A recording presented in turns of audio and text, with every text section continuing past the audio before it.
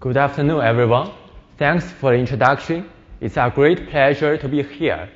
I'm Chen from Florida State University, and today my topic is adaptive Android kernel live patching. This is a joint work with Yulong Zhang from Baidu X Lab, Wang, my advisor, also from Florida State, and Liangzhao, Chenfu, and Wei from Baidu X Lab.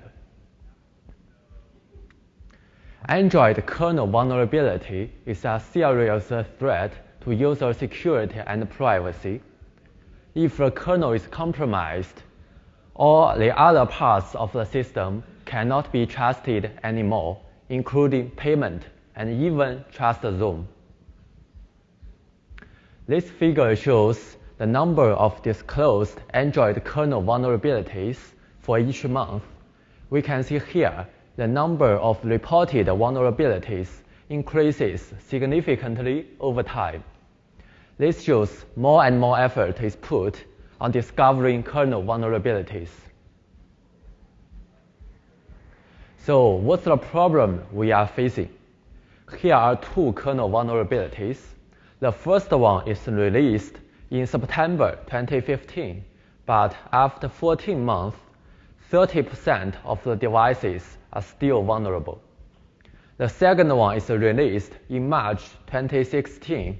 However, after 8 months, almost half of the devices are still vulnerable.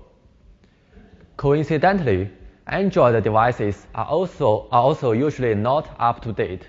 For example, Android 5.0 is released in 2014, but until 2016, there are still about half of the devices running an older version. So the older exploits still work even after a long time. So why this happens? First, officially patching an Android device is a long process. After researchers or security experts found the vulnerability, the vendors and carriers need to generate the patch and thoroughly test it. This could take a very long time. Finally, the end users may delay or even don't want to update their devices at all. They maybe don't want to reboot their device.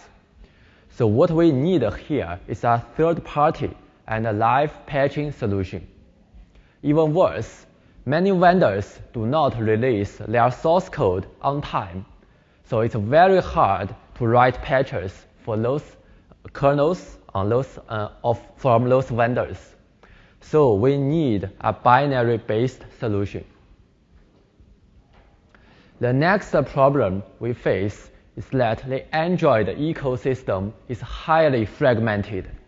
There are so many different devices from different versions with different versions on the market. One patch may not work for the others. Creating so many different patches requires too much work. So what we need is the adaptive solution.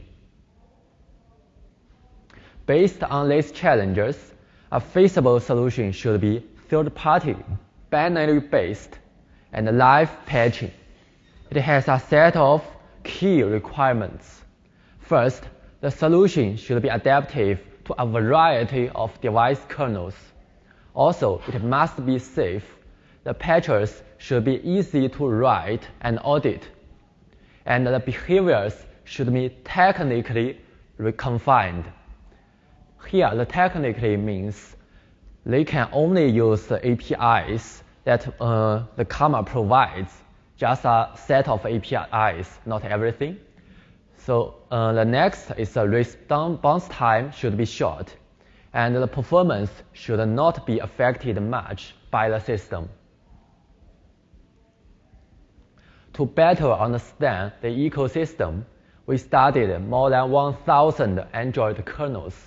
They come from different vendors, different countries, and carriers, and they cover a lot of Android and kernel versions. According to a dataset, we got 3 observations. First, most kernel functions are stable across devices and Android releases. Second, most vulnerabilities are triggered by malicious input. Third, many functions can return an error code. Even for some functions that return a pointer, they can also return an error code, such as the ERR-PTR macro. For the malicious input, we can simply filter them. Next, we can leverage the error code to make the function gracefully return without causing other problems. Based on the observations and intuition, our overall approach is input validation. For functions, there are usually two sources of input. The first one is the function arguments, and the second one is the external input. For example, the function copy from user. If we validate these two sources of the input, the control flow would not be changed or tampered by the attackers, and the vulnerability would not be triggered. So we proposed Karma, kernel adaptive repair for many Androids. It's adaptive. It can automatically adapt to a variety of device kernels. It's memory safe. It can protect Android kernels from malicious or misused patches. It's multi-level. It can fit the needs of writing patches for different types of vulnerabilities. So how can we guarantee safety? Patches are written in the Lua language. The behaviors are confined by the Lua virtual machine at runtime, and a patch can only be placed at designated locations, not anywhere. The patch function must return an error code or return void, so we can use the existing error handling code to recover from attacks. The important thing here is that a patch can read anything valid from the kernel, but cannot write to the kernel. This can prevent malicious or misused patches from changing the kernel. What's more, because there is no output API provided by Karma, so the information leakage is also prevented. This is our design of the multi-level patching. The Karma patch can only be placed at certain places. We define 3 levels of patching. The level 1 patch is placed at the entry or return point of a function. The level 2 patch is placed before or after the call site to a callee function. Notice here, the patch is not placed inside the callee, so the callee's performance will not be affected. If we cannot generate a level 1 or level 2 patch, we can fall back to the traditional binary-based level 3 patch. As we studied 76 critical Android kernel vulnerabilities in the last 3 years, most of them can be patched with our level 1 or level 2 patch. Only 5 of them are can be need a binary-based solution. Next, let's see an example of the Karma patch. This one is a famous and infamous Android root vulnerability, known as the tower root. Part of the official patch is displayed here. The high-level idea is that if the 2 addresses point to the same field text, a dangling pointer that can be exploited could exist. So the patch compares these 2 addresses, the U address 1 and the U address 2. If they are equal, this means the system has a high probability to be under attack. So it returns the error code, negative EINVAL. This is the corresponding patch for Karma, written in the scripting language, Lua. The patch is placed at the entry point of function field text requeue. Each page has an ID, and the register values are passed as the key patches arguments. At line 3 and line 4, field text addresses are extracted from registers. Line 5 and 6 compare the addresses. If they are equal, it means it has a high probability to be under attack, and it can return an error code, -22, just like the official page. If not, 0 will be returned.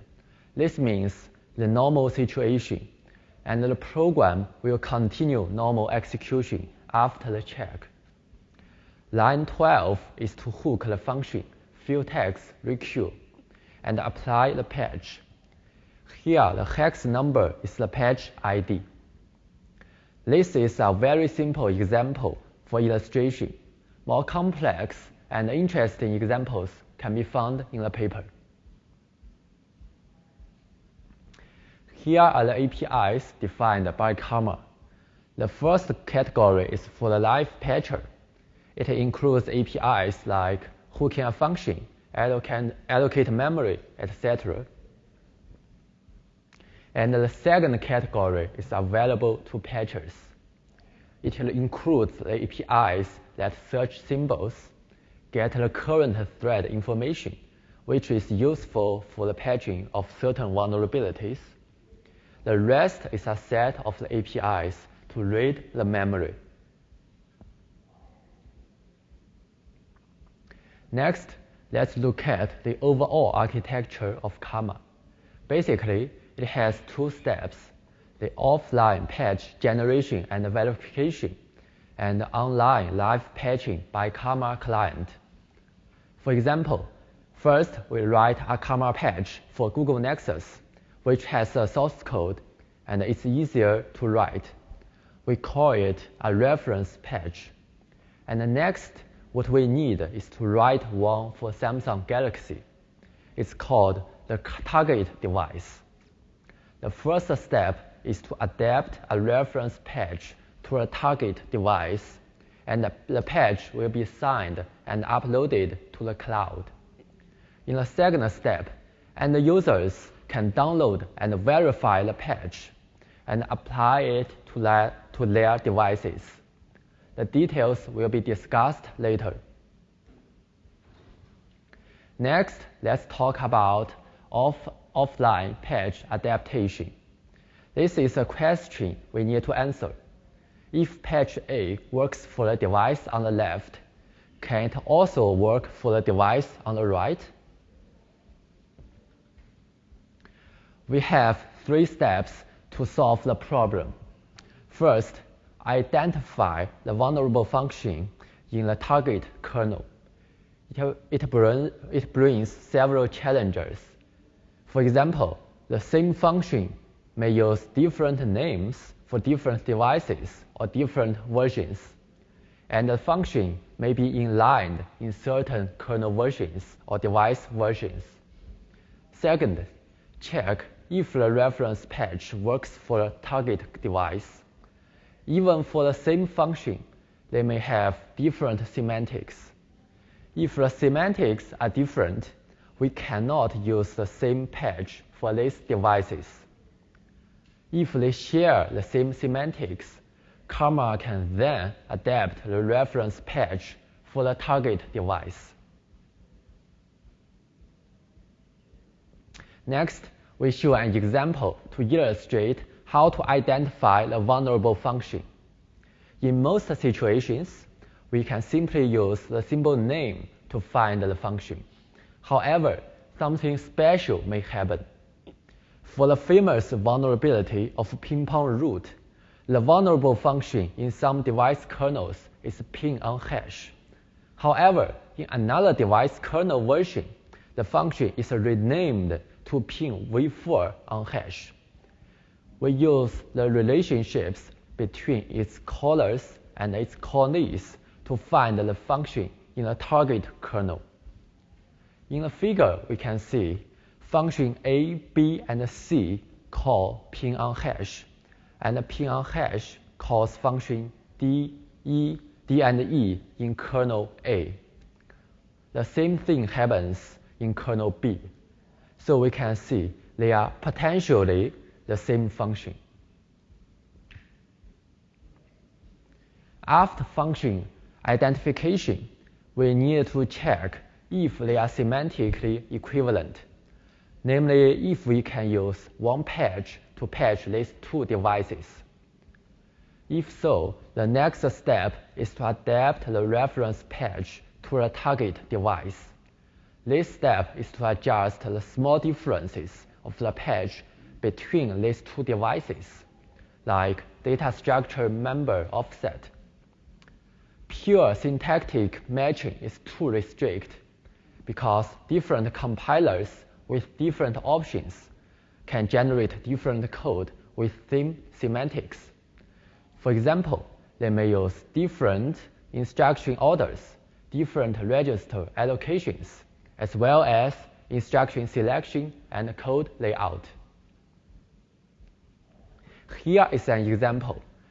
There are two versions of the same function in two device kernels. The BB means basic block. The different basic blocks are shown in a yellow color. For example, for basic block 2, the instruction selections are different. For basic block 7, the register allocations are different. For basic block 8, the instruction orders are different. For device B, there is even one additional basic block marked as the red color. This means the control flow can also be changed. However, they actually have the same semantics. To solve this problem, we use symbolic execution to abstract these differences and adapt the patches. To have a better scalability, we designed a practical approach to get a result. The details can be found in the paper. The next stage is online patch application. Here is a figure showing the implementation of function entry point hooking. We hook the function entry point by replacing the first two instructions, and jump to the trampoline and save the context. Then it jumps to the Lua engine to execute the patch. Finally, the context would be restored and the control flow will go back to the original instructions if there is no malicious input detected. This is Karma's current implementation. We embed Lua engine in the kernel because Lua is simple, memory safe, easy to extend, and has a history of 24 years. Pretty stable. It only has 11,000 lines of source code, compared to the Linux kernel, which has 19 million lines of code. It's pretty small. For semantic matching, we use Anger from UCSB.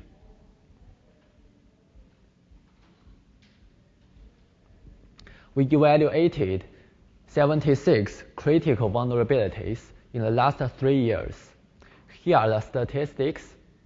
Level 1 patch means hooking the entry or return point of a function. Level 2 means hooking the call site to a callee. Level 3 means the traditional binary-based patch, which requires more auditing work. We can see that only 5 of them are in the level 3 binary-based category. Next, we evaluate the adaptability of our approach. We cluster the device kernels according to different criteria. For each function, the cluster number means how many patches we need to create for all these devices. Fewer clusters means better adaptability. Let's look at the function at the first line. It's sock diag receive message. First, we cluster function kernels according to types and frequencies of the instruction opcode, we can see there are 35 clusters, which means we need to create 35 patches for these devices. And the largest cluster only occupies 25% of all the devices.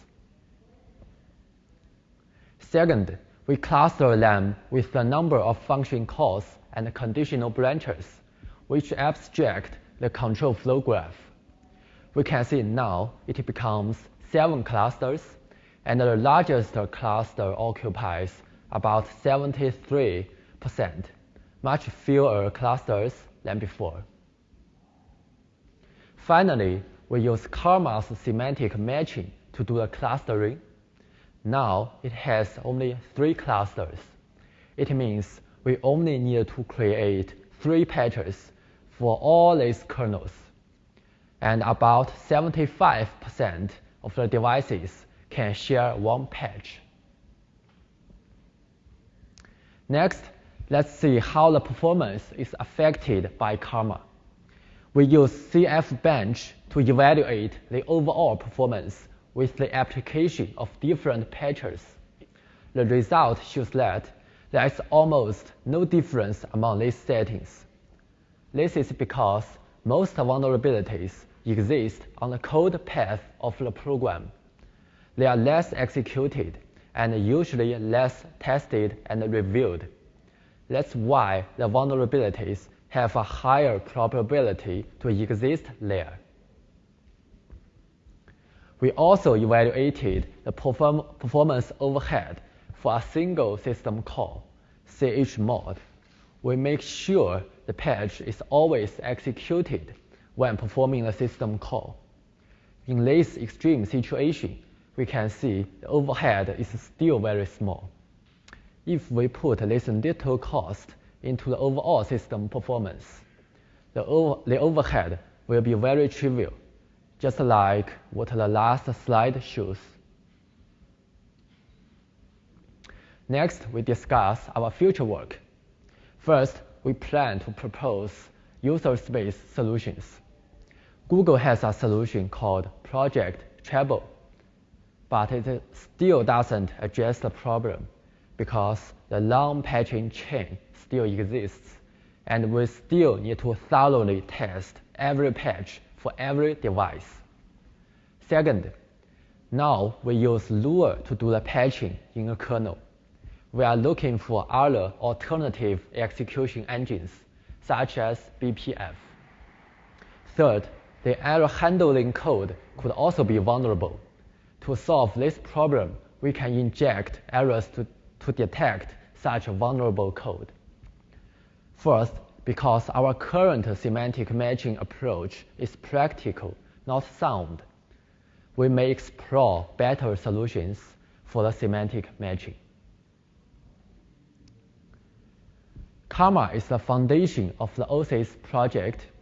It's an initiative funded by Baidu to enable fast and scalable live patching for mobile and IoT devices. Now it's cooperating with a large vendor to distribute and integrate the solution. And it welcomes more vendors, academic and community researchers to collaborate, working together to make Android secure again. Thank you. Please feel free to ask questions.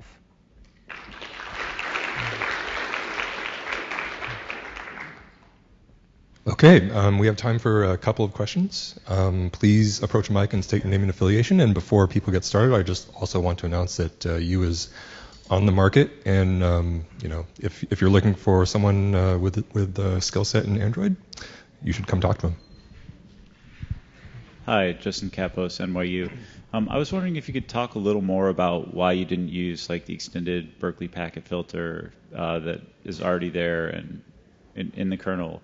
And because it seems like needing to go and put something like Lua in is a big burden or a big problem. And even though it may not be the perfect tool for the task, I'm just curious why in this, in your work, you decided not to use this thing that was already there, but instead try to add something new. Yeah, thank you for your question. It's a very good question. So actually, we're also looking for other like implementations of like filter the input. But at the first time, we found the Lua is like good one, like memory safe, easy to write, and also the TCB is pretty small. We are also looking for other solutions. Yeah. Okay, but I guess just to be a little more direct, so did you try, was there something about the extended Berkeley packet filter that made it so you didn't, like what was the real determination there? Because Lua, yes, it's small, but effectively the EPBF is already there in the extended Berkeley packet filter is already there in the kernel, so it effectively has 0 additional size for you, and is allegedly safe and has a lot of the same kind of properties. So I was just... Yeah, actually, the actual situation is when we did that, we don't know, like you mentioned it's very good. So after that, we explore more alternatives. Yeah. Okay, all right, thank you. Okay, I have a question. So your use of symbolic execution for semantic equivalence checking of code is quite interesting. And so could you elaborate a bit on how you use symbolic execution for that? Okay. Because it's obviously a very difficult problem to solve. Okay, here our approach. The challenge is to avoid path explosion because there will be a lot of functions. And what we need to measure is the impact to the environment as its semantics. So we propose a practical solution. We use the non-local memory writes and function calls and their arguments and function return values to be the like parameters to judge their semantics. This is our current practical solution. Yeah. Not so sound. Okay, thank you. Let's thank the speaker one more time.